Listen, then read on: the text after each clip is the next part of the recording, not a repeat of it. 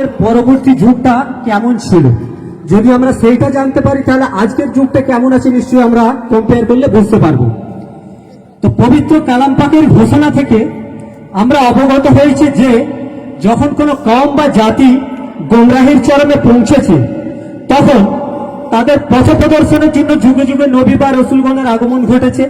তাই মহান বিশ্বনবী হযরত মুহাম্মদ মুস্তাফা সাল্লাল্লাহু আলাইহি সাল্লামের আগমনের পূর্বে শুধু আরব কেন, পৃথিবীর প্রত্যেকটি দেশ এবং মহাদেশের অবস্থা যখন চরমভাবে শোচনীয় ও কলঙ্কিত হয়ে উঠেছিল, যখন কুসংস্কার কলঙ্কিত করেছিল মানুষের বিবেক, অন্ধবিশ্বাস গ্রাস করেছিল মানুষের জ্ঞান, এবং মিথ্যা এসে সত্যকে স্থানচ্যুত করলো, কুসংস্কার কলঙ্কিত করলো মানুষের বিবেক, পাপের প্রবল তুফানে নিভে গিয়েছিল পূর্ণের ক্ষীণ দীপশিখা, পবিত্রতার রাজ্য বেদখল হয়ে গিয়েছিল শয়তানের হাতে।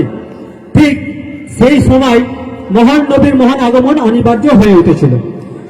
তাই আমরা দেখব যে আজ চলমান সমাজ ব্যবস্থায় মুসলমানদের অবস্থা কিং কর্তব্য বিমূঢ়, শোচনীয়, এবং তারা একটা বিরাট দুর্গতির মধ্যে ভুগছে। তার মাত্র একটাই কারণ, সব থেকে যেটা বড় কারণ হচ্ছে যে আমরা কোরআন অভিমুখে হয়নি বা রব অভিমুখে হয়নি, যেটা আল্লাহ পাক বলছেন যে তাফাল্লাহু বিআখলাকিল্লাহ, তোমরা আল্লাহর গুণে গুণান্বিত হও। আমরা আল্লাহর গুণে গুণান্বিত হতে পারিনি, নাম্বার 1। নাম্বার 2 হচ্ছে ইসলামের মধ্যে আমরা পরিপূর্ণভাবে ইসলামী, অথচ বলা হচ্ছে যে তোমরা ইসলামের ভেতরে পূর্ণরূপে প্রবেশ করো।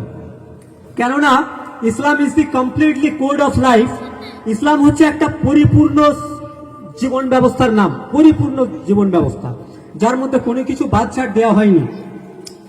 আর একটা জিনিস হচ্ছে তোমরা আল্লাহর রজ্জুকে শক্ত মজবুত করে দৃঢ়ভাবে ধারণ করো, তোমরা বিচ্ছিন্ন হয় না, পরস্পর বিচ্ছিন্ন হয় না। কিন্তু আমরা কি করছি, সেই পথে না গিয়ে আমরা কি করছি, একে অপরের মধ্যে বিচ্ছিন্নতা সৃষ্টি করছি, একে অপরের পেছনে লাগছি, বিভিন্ন দলে বিভক্ত হয়ে যাচ্ছি।